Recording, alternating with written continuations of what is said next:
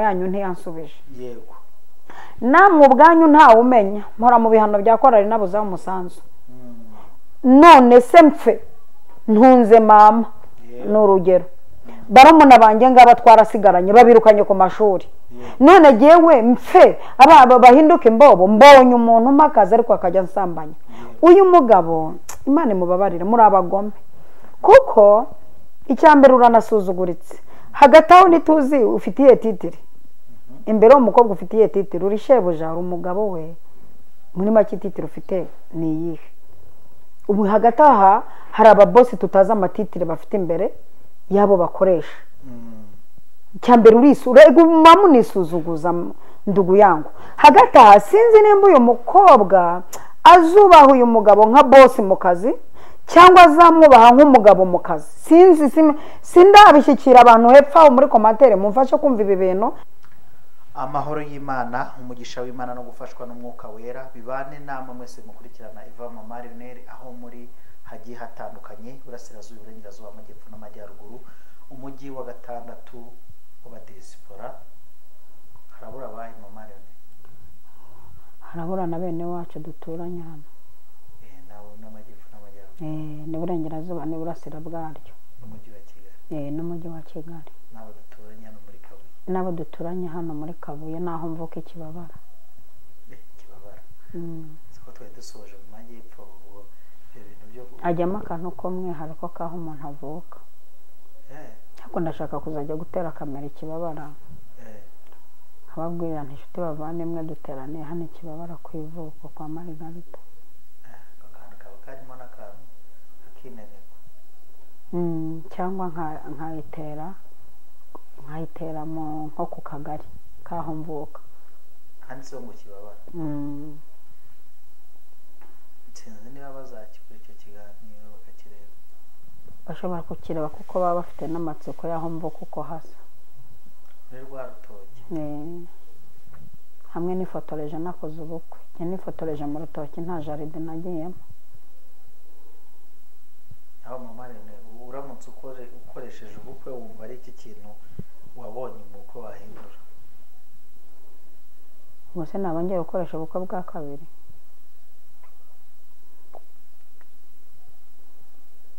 ntabwo ukoresha ubukwe bwa kabiri ndavuga ngo ugire nk'ubuntu uyu munsi muzasezerana weho na Yesu mva ko muzifotoreza nkahe oya ntabwo nzasezerana na Yesu sinshaka kugenda none ntabwo vuga ute umunsi muzagira iyubire y'imyaka 50 ariko n'imyaka 25 bahita ngo kina anniversaire cyane yubire ni yubire tuzuze imyaka 25 nzifotoza nziranja ndeba ahantu heza hameze nko kwivura agahinda k'insina nifotorejeho ndebe nka jaride nziza iri muri uyu mujyi cyangwa se dutega indege twifotoreze mu kirere mu bicu ni nibyo tuzifotoreza mu bicu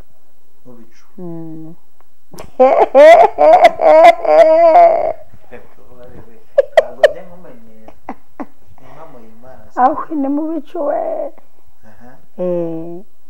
cyangwa se tujye mu kwezi kuko yambwiye ko azantuza no mu kwezi wabona ariho tukoreye yubire imyaka 25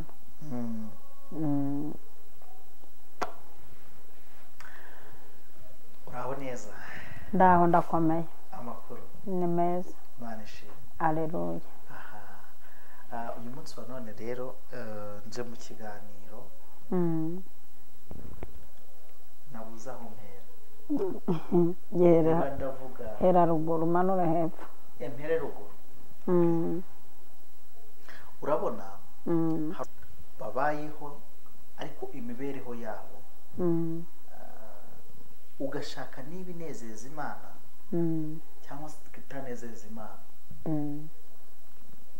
ukuma nk'umuntu arakubwiye ngo ngewe ntakoze kino cyaha ubwo si ubwo nabahomye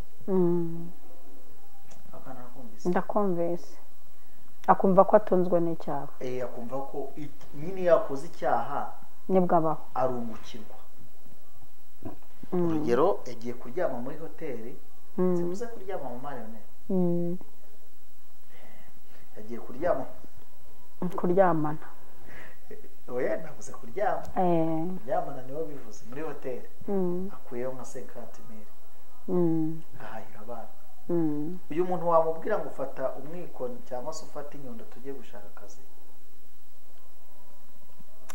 tuvugisha ukuri ni gake yakwemerera bitewe n'umwuga yahisemo niki gituma abantu bagurisha ubugingo bwabo mu buryo bugurisha ubugingo bwabo usanga rimwe na rimwe nk'umubyeyi abwiye abana ati mwabi gutyo byabitutse nyabyo nta uwababwira kuntu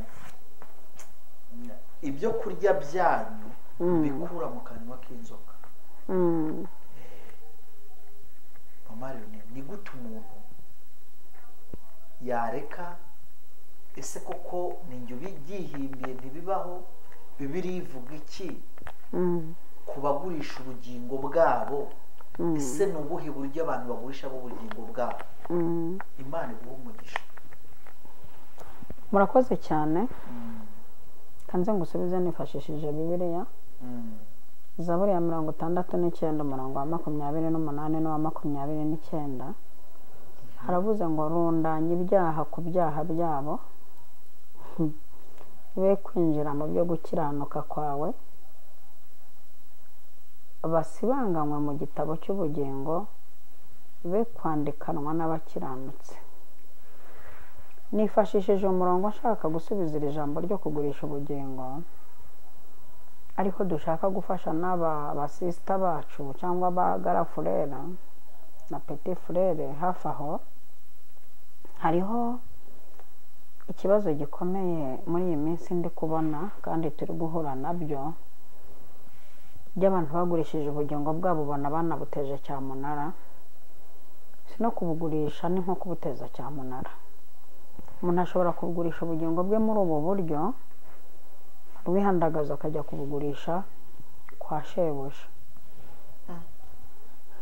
kwa shebuja akabugurisha atya ubu ndagira ngo n'ababyeyi barimo barihira minerivare abana babo cyane cyane b'abakobwa banafata igihe cyo kubasengera Imana ibagure babona akazi cyangwa bagira amakampani abana babo baze kuyakoramo kuko umwana ararangiza segonderi cyangwa kaminuza kugira ngo abone akazi abanamo promoting bigasaba ko aba agomba kuba aryamana na shebuja yego hanze hari abagabo b'abagome tutazi ikintu Imana ibabikiye ariko kirahari ariko umwanya itaragikora reka tube tuburiye abantu hari abagabo b'abagome hanze ahangaha bo barangije guteza ubugingo bwabo cyamunara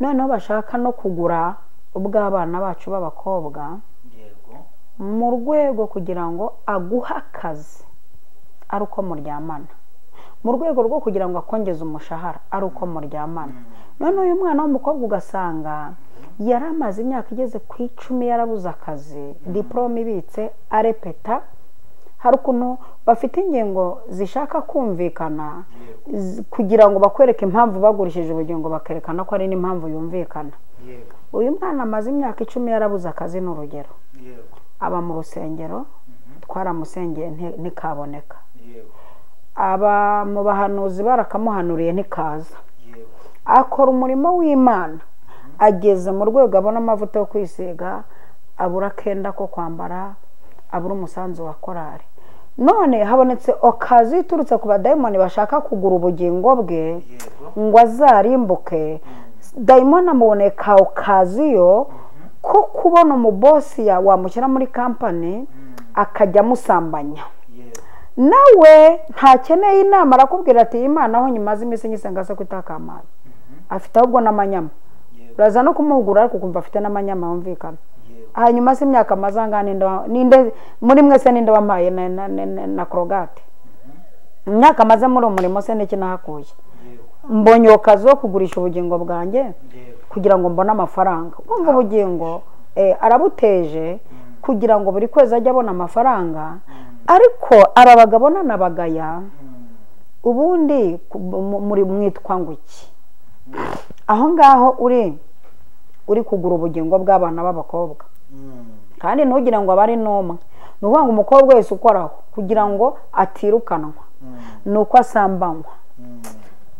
Mperutse kwakira umwana w'umukobwa hashize iminsi arambwira ati yewe nakoraga muri sosiyete imeze gutya na gutyo ubwo ndayitsiritse ati bosi yambwiye ko nitutaryamana nyirukana none nsengera byancanze. Ese ku giti cyawe urabyumva utati giye nanyirukana ndagenda ntabwo najya basi ndasubira iwacu ku Gisenyi njye guhingira amafaranga aho kugira ngo nsambane n'umuntu cyambere afite umugore. Ikindi ubwo Imana yacu ibwira bidashoboye ndasubira ku Gisenyi. Ariko ikintu cyanejeje ni uko kubera guhamya muri we uwo mubosi atanamwirukanye kandi ntibaryamana. None umwana w'umukobwa arakukubita ingingo ati maze imyaka 10 Imana yanyu ntiyansubije. Yego. Namwe ubwanyu ntawe umenya mpora mu bihano bya korari nabuza umusanzu. None se mfe ntunze mama n'urugero barumuna banjye ngaba twarasigaranye babirukanye ku mashuri. None jewe mfe aba bahinduke mbobo mbonye umuntu makaza ariko akajya nsambanya. Uyu mugabo Imana imubabarire muri abagome kuko icyambere uranasuzuguritse hagati aho nituzi ufitiye titiri imbere umukobwa ufitiye titiri uri shebuja uri umugabo we muri make titiri ufite ni iyihe. Ubu hagati aha hari ababosi tutaza amatitire bafite imbere yabo bakoresha. Cyambere urisura mamu nisuzuguza ndugu yangu hagati aha sinzi nimba uyu mukobwa azubaha uyu mugabo nka bosi mu kazi cyangwa azamwubaha nk'umugabo mu kazi. Sindabishyikira abantu hepfo aho muri komantere mumfashe kumva ibi bintu by'abantu bagurishije ubu bugingo bwabo kwa bashebuja kugeza ubwo Bibiliya ivuga ngo basibanganywe mu gitabo cy'ubugingo be kwandikwanwa n'abakiranutsi. Basibanganywe mu gitabo abantu bameze gutyo Bibiliya yavuze ngo abantu bameze gutyo banze guhamya Imana basibanganywe mu gitabo cy'ubugingo be kubaranwa n'abakiranutsi. Undi akaza akakubwira ati jewe ndi umuririmbyi hano umuranzi nkora umurimo. Murabizi ko nano ku rusengero ari ryo basapotinga kubyerekeranye no kwakira abashyitsi n'intebe yarige naziguze niba ari ryo ubikora. Ariko business zose zaranze ubu akabari n'amaroge basambaniramo nibyo biri kunyungura. Yego. Ariko noneho uyu muntu Marione aha noneho harazamo nanjye hari akantu ntari buze kwemera. None umuntu areke inzu z'amacumbi kuko hari n'abaduhamagara batubwira ngo izo zabo zimaze igihe zitaberwamo amacumbi yabo ngo kubera ko banga ko hinjiranamo abagiye gusambana. Oya sinibyo bashiraho batubwira ati twebwe inzu yacu yabuze abayijyamo kandi ni department nziza cyane yaturamo bashobora no gukodeshwa. Yego umuntu akaza akayikodesha akagezanamo nyine kwaje kwa gakoco kwa kompra kwaje kwa gakoco kwa kompra. Yego. None mama Marione nanjye uze kumfasha akakantu kimwe na wa muntu wize ibintu bijyanye na biochimie umukobwa wawe cyangwa se n'umuhungu wanjye arangije kwiga biochimie nziza cyane burarirwa muhamagaye ati mwana wire tuguhakaza. None ko azateranya ibintu bisindisha abantu ariko naza n'icyacumi ko tuzaseka. Oya ariko muranacyakira nicyo bavanye gusambana narabibonye baracyakira kandi ubizi ko avuye gusambana utupfukamanywa turaho umugisha. Nza abapasiteri bajya baturaho indayo umugisha ngo mana agazi kabo kabaheremo umugisha kubw'icyacumi azanye muho umugisha umwagure mu kazi. Marione ngiye reka noneho kanamene n'umuceri ku iparato cyangwa ku isema. Oya ndawumena ku makaro. Oya ku iparato nawe bivuga nabi bivuga nabi umuceri wacu. Ngiye nzi umuhanuzi kazi wasengeraga umwana w'umukobwa kugira ngo abone abagabo bamusambana ariko kamutura ati mpamaga abakiriya abagenda n'indege abazana imodoka mpamaga abakiriya. Uyu mukobwa yampaye ubuhamya rushye arambwira ati nabonye unsengera ngo nkabona abagabo nsengera abo bagabo bamveho. Aba bagurishije ubugingo bwabo sibyo turimo uyu muntu ariko ntabwo tugakorogoshoye neza. uyu mucuruzi w'inzoga, uyu mucuruzi w'inzoga, uyu ukora icyo bajya bita bond yo gukoresha inzoga, ama formule y'inzoga nshyashya, akamenya n'ibigezweho bishyashya, ariko ari umurokore. N'uyu muntu ufite amacumba, department y'amacumba y'indage, ariko ni umurokore. N'uyu muntu agurusha ubugingo.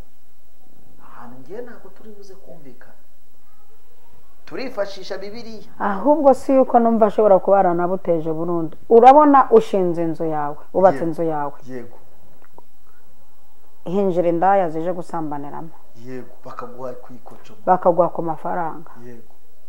donc muri make wifitiye kaderake yawe ku giti cyawe kwitirirwa, ufite inzu y'ibyaha. Ariko ndebera ukuntu abantu banze kubaka inzu z'Imana ngo gusengeramo bazana amaturo, bakumva bakuzubaka inzu z'indaya ziza gusambaniramo ngo zibaha amafaranga, warangiza ukaza uti mwami ndagushimiye uri inshuti yanjye. Oya, bagurishije ubugingo. Mama rero ntabwo abantu bagurisha ubugingo bw'abantu, simbyemera. ahubwo hano hari irindi jambo tuzavuga. Hari abagurisha ubugingo bwabo ku giti cyabo, hari n'abagurisha ubugingo bw'abandi. Iyo ni pariti ya kabiri y'ubugingo bw'abandi. Ndabona inyandikiraho, andika padi. Reka twivugire uyu munsi tugiye kuvuga abagurishije ubugingo bwabo, ejo tuzavuga abagurishije ubugingo bw'abandi. Hanyuma aba bagurishije ubugingo bwabo ndumva nshaka kubabwira, bakajya kuzana ubwo bugingo bwabo. Urabona uyu muntu ubwo washinze akabari tuzamubara mu bagurisha ubugingo bw'abandi, ariko nta murokore ukwiye gucuruza akabari. Urabona uyu muntu wagurishije ubugingo bwe kwa shebuja, mu rwego anabihagararaho akabishingira nta akavuga ati nta bundi buryo bwo kubaho nabona. Yego, please Imana, ubundi kuki Imana yanyimye akazi? Nimba ishaka ikabibona ndi umwana w'ubugingo, izankureyo, izanyihera akazi. Ubundi uyu muntu yagurishije ubugingo yanabiteguye, ibyo arimo arabizi. Noneho hari abandi bagurishije ubugingo ahantu hambabaza, ku bapasiteri babo. Wabonye abana b'abakobwa baba mu biro amanywa nijoro bya bapasiteri, akagira gutya akagenda akajya yiryamanira na pasiteri. Arabizi neza ko mu kanya ari bujye ku ruhimbi na mikorofone ngo kuramya Imana no kuyihimbaza. Umupasiteri nawe ajye kubwira abantu inderetswe ati mbonye uzirikiye aha ngaha undebe, ejo muzandebe mu biro mbaho ibyanyu. Uyu mwana w'umukobwa ujyamo agasambana abizi ko ari icyaha, uyu mwana mu mbonera atarageze mu rwego agurisha ubugingo bwe mu biro kwa pasiteri. Hari abantu batsinze ubugingo kuri ziriya ntebe za bapasiteri zo mu biro. Nibyo kwa pasiteri, kwa mushumba, nibyo genzi wahakuye inda nziza ariko arambabaza abyaramo idebire. Abyaramo idebire, noneho ayihakura ari n'umudamu ufite umugabo. Arimo amubwira ngo arimo aramukorera deliverance, hari imyuka ashaka kumukura mu nda. Noneho uwo mugore yari amaze iminsi yarabuze urubyaro, iyo myuka amukuye mu nda yakoresheje ubusambanyi, yinjiramo ajya gukuramo imyuka mu nda. yinjijemo umwana w'idebire ku buryo ubona ari umwana uturuka ku myuka mibi. Kwa kundi baza nabo kurangura ubugingo bw'abandi, banza nabo tuzabavuga baje kurangura ubugingo bw'abandi, kugura ubugingo bw'abandi. Uwo mudamu ndamuzi, yarandiriye. Uwo mwana ni umurebye ko kubona ari nk'idayimoni ukuntu.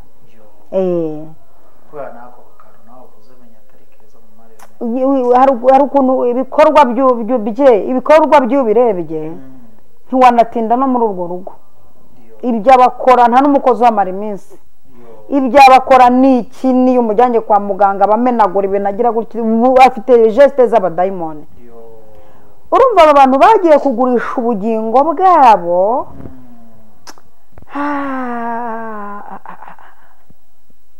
ariko hari umwana umwe mu bakoraga umurimo mu rusengero kandi twabatumweho, aba bantu bagurishije ubugingo, ndumva n'abatumweho. Ni gute uhisemo kugurisha ubugingo kugira ngo ubone isukari? Uhisemo, nibyo uhisemo, ntibyaruta ukinjira muri sisiteme haba kuki ngo naho imitini itatoha n'inzabibu n'izeri, injira muri ino sisiteme bagahindura ubusimyarayo nta kabuza. Ushatse kuvuga ko igihe cyo gusubizwa cyawe cyarangiye, amahirwe yo gutabarwa n'Imana yarangiye, mu rwego wikatiye urwa Pilato ugiye kugurisha ubugingo bwawe? Kwera ukiri muto, ukiri muto uhisemo kugurisha ubugingo ngo Imana ngo ntigushubije ngo aho wabereye mu byayo. None se yakubwiye ko uzagusubiza ku itariki zingahe mu kwezi kwa kangahe? Mu by'ukuri wari ugeze igihe cyo gusubizwa, ahubwo none wigiriye nabi disi we. Donc ubu bugingo bwanyu mugurishije mu marogi ngo hari abaje kwihana, bamwe bababwiriza ubutumwa nabi, barababwira ngo kwa Yesu biranagana, bababwira uburyo ibi bintu kwa Yesu ari sawa sawa. Bageze basangana ibibazo, mujye munabwiza aba bantu kuri dusengera. Urashobora kuza ugahura n'ikigerageza Imana ikabanza ikakumaramo inkamba. Nk'abinjiriye ku ndirimbo ivuga ngo mvugutira kandi uncure inkamba zimvemo. Hari igihe winjirira kuri icyo gitero ugasanga nicyo kigezweho, ukacurwa ukavugutirwa zikakuvamo. Urumva aba bantu baribirije ubutumwa, inda ikihana yaza, kandi mumfasha kubyumva, benshi niko byabagendekeye. Hari abantu bakijijwe barabakire, bakijwe barakena. Noneho bihuza n'iki? Bihuza nuko bakirijwe mu maboko yica, ntibakirizwa mu maboko arera. Iyo bakirizwa mu maboko arera, bari kubigisha uburyo ushobora gukena ariko ufite ubugingo, kuko ubugingo burahenze. Ubugingo ni iboro. Iyo ukirizwa mu maboko mazima, yari kukubwira uburyo ushobora kuburara ariko ufite ubugingo, uburyo ushobora kwambara ijipo imwe ariko ufite ubugingo. Ariko mwakirijwe mu maboko abereka uburyo bagurisha ubugingo. Barigishije ibisubizo byo muri Yesu, murahageze murabibuze, murakenya murakubititse. Bababwira uburyo utanga 5 ukabiguza ejo ugatana igitangaza, bakweretse uburyo uri bugura agacupa k'amazi 50,000 wagenda ukayanyanyagiza mu rugo bugaca bagutelefona ku kazi. Bakweretse uburyo uri bugura umukubuzo w'50,000 gukubura imyaka n'imikosho n'imikasiro, ahubwo urushaho kuza. Bagerageje kugufasha kugurisha ubugingo bwawe, bakwigishije nabi. Uhageze usanga niho ibibazo biba, kandi tubabwiza ukuri, hari igihe wihana ugasanga mu gakiza wagiye guhura n'ibibazo, ukicuza n'icyatumye ukizwa, ugasanga ukiri indaya wahoranaga amadolari, ukiba wahoranaga amafaranga. None ibintu bya Yesu nta note zirimo, harimo ubugingo. None birasaba kuhitamo, urahitamo ubugingo cyangwa urahitamo kujya kugurisha ubugingo. Uyu mwana w'umukobwa arambwira ati giyewe imyaka maze muri aka gakiza, nkirinda nta kintu naburaga. Reba n'imodoka yanjye yahize mu igaraje, nabuze icyo nyikuzamo. Yewe rwose ntabwo nabishobora, reka nisubirire gutega. Asubiyeho biranamuhira, biramuhira rwose, tagura n'indi modoka nziza, yubaka n'amazu. Ariko ibyo byose arabifite, ariko yagurishije ubugingo. Nese ba Mariyone, iyo umuntu amaze kugurisha ubugingo bwe, ubu bugingo ugurishije mu byaha, nawe yazagira wa munota wa nyuma wo kwihana akabona ubugingo buhoraho? Ashobora kububura, ashobora kububura. Nese kuki Imana, iyi Mana yo kuki idadutabara? Umugane wa mugabo ati kuki udatabara tutaratagangara kugeza aho tugere mu rwego rwo kugurisha ubugingo bwacu? Itinda kudutabara taruko yabuze tike, itinda kudutabara atari ukwibuza ubushobozi. Isaha y'Imana ikorera ku gihe, isubiza uko ishatse ntawe yitegetse. none nimba isubiriza ku gihe cyayo, urashaka kuzana isaha yawe mu gakiza kandi hari isaha urashaka kuzana isaha yawe uzasubirizwa muri ibi bintu by'agakiza cyangwa urasubirizwa ku isaha y'Imana? Abantu bagendanye amasaha yabo muri ino nzira y'agakiza ku buryo avuga ati Mana urabizi ntabwo nabivamo, ubwo urampombye ntundenganye. Urumva yazanye isaha ye igihe azasubirizwa. Isaha y'Imana rero ntakeneye kuyitegereza no kuyirebaho, kuko ishobora gutinda kugutabara igira ngo inagupime, izaguha ibintu by'impozamarira. Ishobora kugutabarira mu gihe ibona ukwiriye ibyo bintu. Ishobora no kukureresha ibintu bikeya ikuvanye ku byinshi kugira ngo uzabone ubugingo, kandi ukihangana ukiga kuba muri ibyo, ukazarwana n'ubugingo mpaka.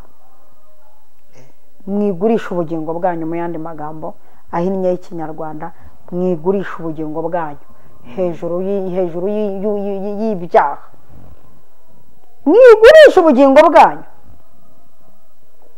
Imana itugirire neza cyane. Amen. Sikubona umusore agurisha ubugingo kwa nyirabuja. Kuki Yosefu yanze kugurisha ubugingo bwe kwa muka Potifari? Akavuga ati reka reka, mu bintu nemerewe nturimo. Umwana w'umuhungu aramura ubugingo bwe, ajya muri gereza. Avuga ati kugira ngo mbugurishe, ariko ndambara umwenda w'iroza, ariko ubugingo simbugurisha. Agezeyo, erega Imana nayo ikunda kureba umuntu yihamye.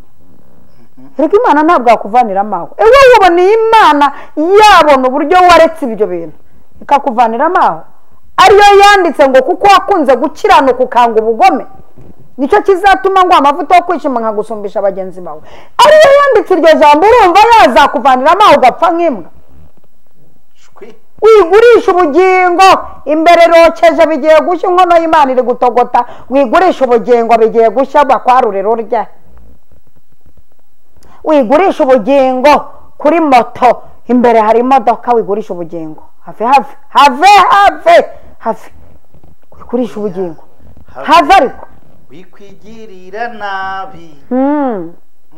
Ngaho ndebera abahori abahungu badanyere bati twebwe ubugingo bwacu ntabwo twabugurisha hano mu kibaya cya Dura. Twanapfa, ariko twebwe rwose twanapfa. Turabizi ko ishobora kudukiza, kandi nawe ari n'ukuntu tuyizi, ishobora no kutadukiza. Twagiye tubona n'abapfa, ariko nawe itadukiza. Ntabwo tugurisha ubugingo bwacu.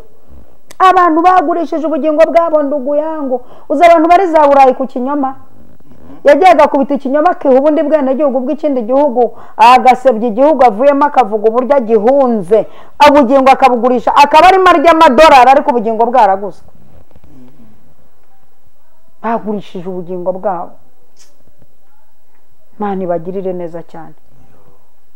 Mugaruke cya bugufi, niko Umuremyi yavuze, wa mutinde we, ujye ku birenge by'Umukiza agutunganye. Basibanganywe mu gitabo cy'ubugingo, be kwandikanwa n'abakiranutsi. Ubu uhisemo gusibwa mu gitabo cy'ubugingo kubera kwihanganira mano yo kwa Farawo. Uza abantu bihanganiye mano, uburyo Uwiteka babiki ibigugu i Kanani. Erega uri kuri Mana, ariko imbere hari ibigugu. I Kanani hari ibigugu Mana. Hanganira igicuku, utegereza igitondo. Wigurisha ubugingo kwa Farawo, imbere hari ibigugu.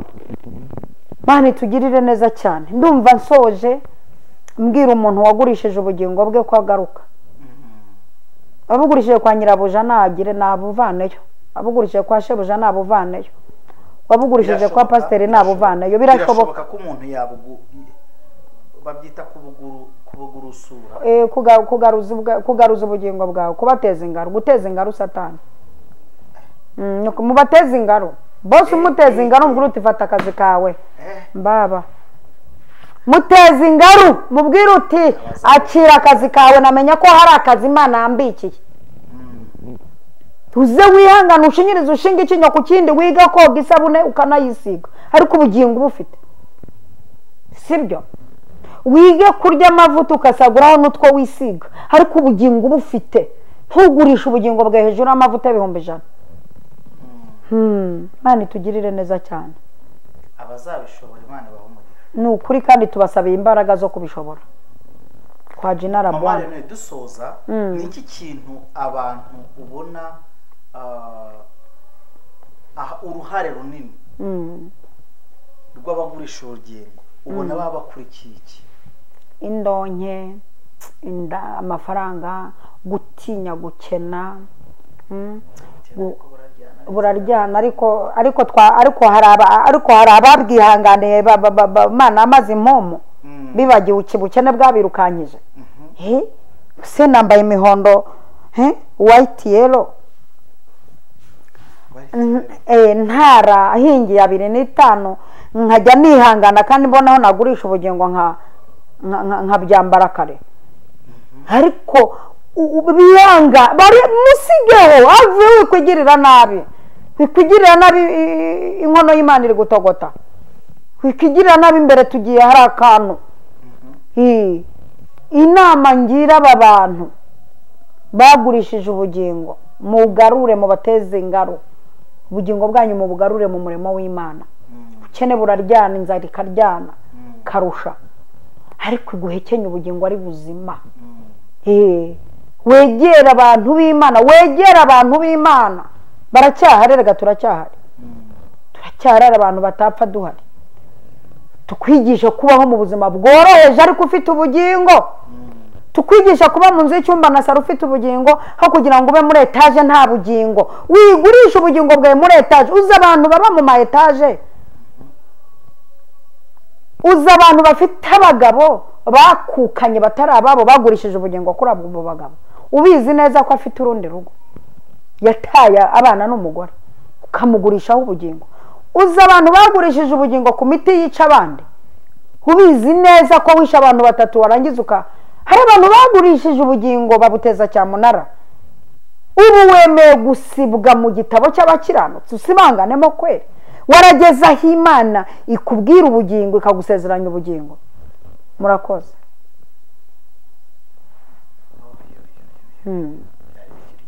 byari bikiryoshye ariko tuzakomerezaho Imana y'amahoro igumisha mu marere amen mwasenga Imana tugasoza Uwiteka nyiribihe tubabajwe cyane n'ubugingo bw'abana bacu bagurishije tubabajwe n'ubugingo bwa bene data bwaguzwe tugaruje ubu bugingo bwatejwe cyamunara Yesu we dusabiye imbabazi n'imbaraga abantu bagurishije ubugingo bwabo ngo bateze ingaro bagarure ubugingo bwabo mu bumana ngushimiye ko usutse imbaraga ku muntu wese uciye bugufi mu izina rya Data wa twese Umwana n'Umwuka Wera amen.